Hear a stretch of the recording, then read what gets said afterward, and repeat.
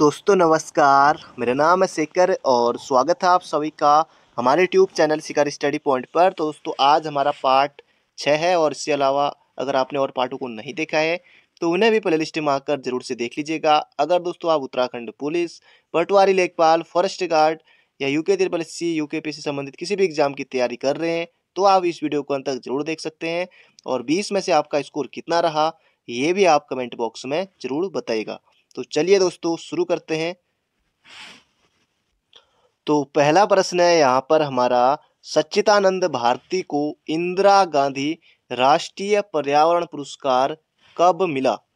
तो इनमें से आपको बताना है। सच्चिदानंद भारती के बारे में और भी चीजें हम जानेंगे तो इसका सही उत्तर हो जाएगा दोस्तों 2015 में मिला था सच्चिदानंद भारती को इंदिरा गांधी राष्ट्रीय पर्यावरण पुरस्कार।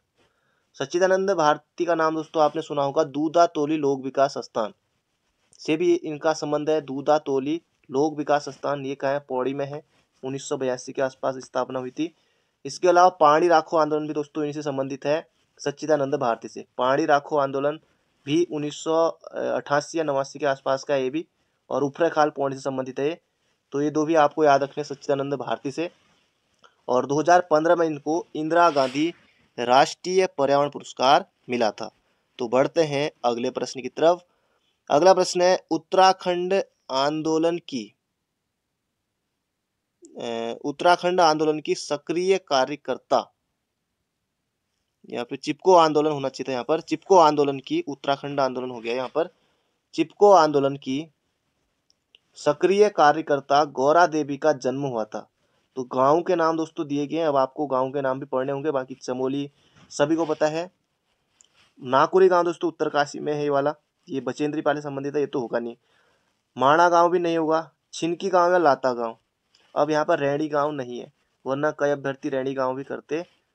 तो इसका सही उत्तर दोस्तों लाता गांव में इनका जन्म हुआ था गौरा देवी का। और जन्म कब हुआ था? तो 1925 में। तो ये भी आपको बिल्कुल याद रखना है। और 1986 में इनको वृक्ष मित्र पुरस्कार मिला था। और रैणी गांव ऑप्शन में नहीं है, तो रैणी गांव से दोस्तों चिपको आंदोलन की शुरुआत हुई थी 1974 में, मार्च 1974 में। और ये भूटिया जनजाति से संबंधित है। कौन थी? गौरा देवी। तो इसका सही उत्तर हो जाएगा लाता गांव में जन्म हुआ था 1925 में। तो जन्म वर्ष भी पूछा जा सकता है। तो बढ़ते हैं अगले प्रश्न की तरफ। अगला प्रश्न है, उत्तराखंड में लगान बंदी कब प्रारंभ हुई? तो इनमें से बताना आपको 1928, 1930, 1933 या फिर 1948। तो 1948 नहीं है, इसका सही उत्तर दोस्तों 1933 में उत्तराखंड में लगान बंदी प्रारंभ हुई। तो बढ़ते हैं अगले प्रश्न की तरफ। अगला प्रश्न दोस्तों काफी ज्यादा महत्वपूर्ण प्रश्न है। उत्तराखंड में अखिल भारतीय आयुर्विज्ञान संस्थान स्थित है। देहरादून, ऋषिकेश, कोटद्वार या फिर हल्द्वानी। तो देहरादून भी है, ऋषिकेश भी है। तब हम करेंगे दोस्तों ऋषिकेश को। तो ऑप्शन नंबर बी हो जाएगा इसका बिल्कुल सही उत्तर। 2004 में स्थापना हुई थी, फिर 2014 से इसने कार्य करना शुरू किया था। और इसके अलावा ऋषिकेश में जैसे Indian drugs and pharmaceutical limited, वो भी ऋषिकेश में ही है। और इसके अलावा हिंदुस्तान एंटीबायोटिक लिमिटेड ऋषिकेश में ही है। बाकी बहुत सारी चीजें ऋषिकेश में है। तो हो जाएगा हमारा ऋषिकेश ऑप्शन नंबर बी। तो बढ़ते हैं अगले प्रश्न की तरफ। अगला प्रश्न है यहाँ पर हमारा, उत्तराखंड में तीलू रौतेली पेंशन योजना की शुरुआत कब हुई? तो अभी भी दोस्तों उत्तराखंड में तीलू रौतेली के बारे में प्रश्न पूछा गया था। जॉन ऑफ आर्क के नाम से किसे जाना जाता है? तो तीलू रौतेली, गढ़वाल की लक्ष्मीबाई तीलू रौतेली। तो इनसे अभी हाल में प्रश्न पूछा गया था। तो ये तीलू रौतेली जो पेंशन योजना है इसकी शुरुआत कब हुई थी? अब हुई तो 2014 से ही थी, लेकिन कब से आपको बताना है। तो 1 जनवरी नहीं है दोस्तों, इसका सही उत्तर है 1 अप्रैल 2014 से शुरू हुई थी तीलू रौतेली पेंशन योजना की शुरुआत। और बीरो खाल पौड़ी में इनकी मूर्ति है। अगला प्रश्न है यहाँ पर हमारा, शगुन को छूलो रस्म किस जनजाति में प्रचलित है? थारू, जौनसारी, भूटिया या फिर राजी। शगुन को छूलो या फिर शगुन छूलो भी कह सकते हो, को छूलो, शगुन छूलो या शगुन को छूलो भी कह सकते हैं। तो ये किस जनजाति में प्रचलित है दोस्तों? ये हो जाएगा थारू में। तो ये आपको बिल्कुल याद रखना है। इसके अलावा अट्टा सट्टा रस्म किसमें है? तो वो भी हमारा थारू जनजाति में है, यानी कि ये शगुन को छूलो रस्म है। तो ये विवाह से संबंधित होगी और है। तो ये विवाह से संबंधित है। जैसे जौनसारियों में अविवाहित लड़की को क्या कहा जाता है जौनसारी में? तो ध्यांती। विवाहित लड़कियों को क्या कहा जाता है? तो रयंती। तो ये भी आपको याद रखना है। तो ये हो जाएगा हमारा थारू। अगला प्रश्न है, गंगोत्री और यमुनोत्री पहुंचने वाला प्रथम यूरोपीय यात्री था? थॉमस मुनरो, कैप्टन हॉकिंस, जेबी फ्रेजर या इनमें से कोई नहीं? तो इसका सही उत्तर हो जाएगा दोस्तों जेबी फ्रेजर। ये 1816 के आसपास आया था और गंगोत्री और यमुनोत्री पहुंचने वाला ये पहला यूरोपी था। तो ऑप्शन नंबर बी हो जाएगा तो इसका बिल्कुल सही उत्तर। बाकी इनका तो कालक्रम में अलग है। अगला प्रश्न है यहाँ पर हमारा, उत्तरायणी मेले का जिक्र शेरमैन ओकले ने अपनी पुस्तक में किया है। अब जो शेरमैन ओकले की पुस्तक का नाम आपको यहाँ पर बताना है। हिमालय के खस, डी शर्मा। हिमालय दर्शन तो मुझे अभी याद नहीं आ रहा है। हिमालय साक्षी जरूर पता है। इसका सही उत्तर है हिमालय, जो हिमालय साक्षी ये है महावीर प्रसाद गरोला की। ये भी नहीं होगा। तो इसका सही उत्तर हो जाएगा होली हिमालय। शेरमैन ओकले 1905 में होली हिमालय। तो इस मेले में उत्तरायणी मेले का जिक्र इसमें मिलता है। तो ये आपको बिल्कुल याद रखना। उत्तरायणी मेला अभी ये जो मकर संक्रांति होती है 14 जनवरी को घुघुतिया उस समय होता है। तो ये हो जाएगा दोस्तों हमारा होली हिमालय। अगला प्रश्न है, ठंडा पानी युक्त सूर्य कुंड किस स्थान पर है? तो ठंडा पानी पूछा है, गर्म नहीं। तो उत्तरकाशी नहीं जाना है।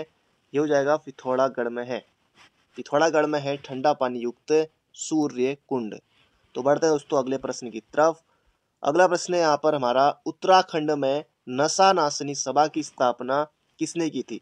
पंडित रामशरण रतूड़ी, सत्य प्रसाद रतूड़ी? नहीं। उठो गढ़वालियो कविता है सत्य प्रसाद रतूड़ी की? नहीं, ये तो नहीं होगा ऑप्शन। लाल प्रसाद रतूड़ी? ये भी नहीं। इसका सही उत्तर हो जाएगा पंडित राम शरण रतूड़ी।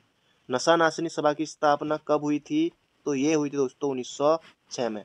तो बढ़ते हैं अगले प्रश्न की तरफ। अगला प्रश्न यहाँ पर हमारा, रेयांती और ध्यांती का संबंध किस जनजाति से है? दोस्तों अभी मैंने आपको बताया था। तो ये हो जाएगा जौनसारी से। जैसे विवाहित जो लड़की होती है उसको क्या कहते हैं? रेयांती कहते हैं। और ध्यांती कहते हैं किसको? अविवाहित कन्या को। तो ये हो जाएगा हमारा जौनसारी। तो बढ़ते हैं अगले प्रश्न की तरफ। अगला प्रश्न है, गुंठी या ठ्वाक आभूषण पहना जाता है? तो इनमें से आपको बताना है गुंठी या ठ्वाक नामक दोस्तों जो आभूषण है ये कहाँ पहना जाता है? तो ये पहना जाता है हाथ में। तो ये आपको बिल्कुल याद रखना है, हाथ में पहना जाता है। तो बढ़ते हैं अगले प्रश्न की तरफ। अगला प्रश्न है यहाँ पर हमारा, ये दोस्तों जनगणना से प्रश्न है और तब तक दोस्तों जब क्या पता है 2021 वाली भी आ सकती है तब तक। अभी तो खैर चल ही रहा है उस पर। तो 2011 के अनुसार सर्वाधिक नगरीकृत जिलों का निम्न में से कौन सा क्रम सही है? दोस्तों तो सर्वाधिक नगरीकृत तो पहले नंबर पर आना चाहिए हमारा कौन सा? देहरादून। तो देहरादून एक ही ऑप्शन में है।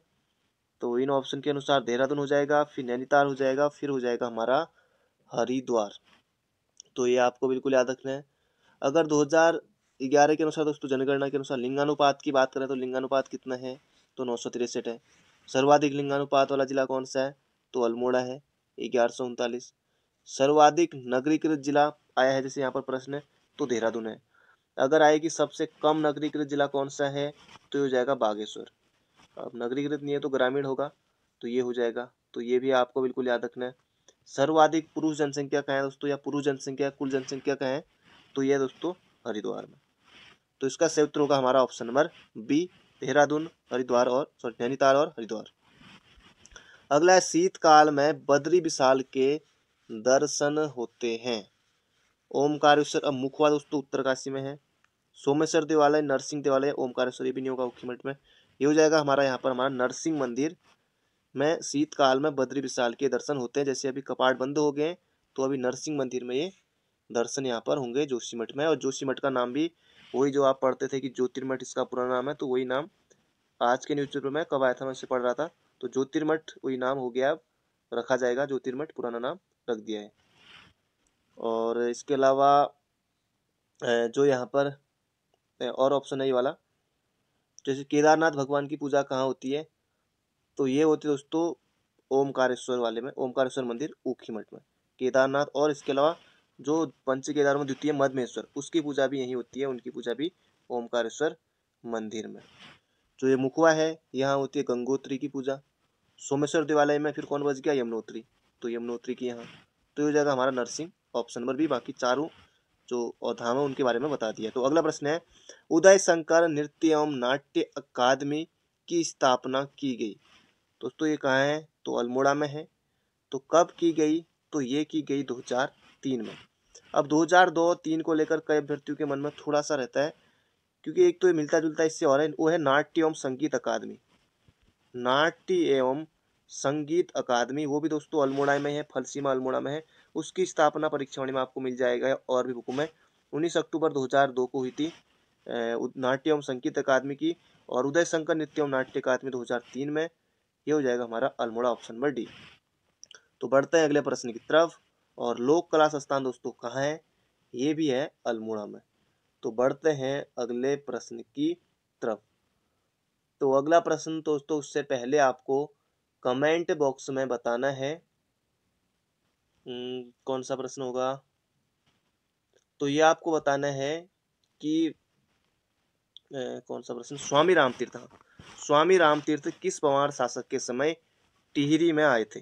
स्वामी रामतीर्थ किस पंवार शासक के समय टिहरी में आए थे, ये आपको कमेंट बॉक्स में बताना है। उस शासक का नाम जरूर बताएगा। अगला प्रश्न है, प्रसिद्ध चित्र सितार प्रिया वो मस्तानी चित्रकार है। मस्तानी के चित्रकार हरदास, मंगतराम, मौलाराम या फिर माड़कू। तो इसका सही उत्तर दोस्तों मौलाराम। मौलाराम से अभी यूकेपीएससी ने प्रश्न पूछा था। इसके अलावा मयंक मुखी है, जयदेव वजीर, राधा कृष्ण मिलन, बाकी बहुत सारे हैं। और मौलाराम की चित्रशाला कहाँ थी, तो श्रीनगर में थी। और इसके अलावा दोस्तों जो गढ़गीता संग्राम, मनमत सागर, ये भी इनसे संबंधित है, इनके नाटक। तो ये जाएगा हमारा मौलाराम। अगला है, उत्तराखंड में किन्हें नशा मुक्ति अवस्थी के नाम से जाना जाता है। तो अवस्थी यहीं पर दिख रहा है ऑप्शन नंबर बी में। तो पीताम्बर अवस्थी को जाना जाता है नशा मुक्ति अवस्थी। बाकी सतपाल महाराज, तो सत्यपाल सिंह रावत इनका नाम है, अभी वर्तमान में पर्यटन मंत्री। तो ये जो सुरेश भाई दोस्तों, ये सुरेश भाई टिहरी के भिलंगना क्षेत्र में दोस्तों इन्होंने रक्षा सूत्र आंदोलन से संबंधित है। सुरेश भाई 1994 में टिहरी के भिलंगना क्षेत्र में। तो इसका सही उत्तर हो जाएगा पीताम्बर अवस्थी। अगला प्रश्न है, पद्म बहादुर मल्ल किस खेल से संबंधित है। तो इनमें से आपको बताना है। तो इसका सही उत्तर हो जाएगा यहाँ पर हमारा मुक्केबाजी से संबंधित है, और अर्जुन पुरस्कार से सम्मानित इनको किया जा चुका है। और इसके अलावा हरि सिंह थापा दोस्तों, ये बड़ा नाम है हरि सिंह थापा, मुक्केबाजी से संबंधित है। तो वो भी आपको याद रखना है। तो बढ़ते हैं अगले प्रश्न की तरफ। ज़्यादा प्रश्न दोस्तों नहीं बचे हैं, थोड़े प्रश्न हैं, बाकी एक्सप्लेन के साथ भी हम चलेंगे। अगला प्रश्न है, फ्रैंक स्माइथ ने निम्न में से किसकी खोज की थी। तो कार्बेट फॉल नीति, काली घाटी, कुछ नहीं। तो हो जाएगा हमारा फूलू की घाटी की खोज की थी। तो ये आपको बिल्कुल याद रखना है। फूलू की घाटी का दोस्तों अन्य नाम अगर बात करें, जैसे स्वर्ग में इंद्र का उपवन भी कहा जाता है, गंधमादन, पुष्पावती, और ये भी कहा जाता है।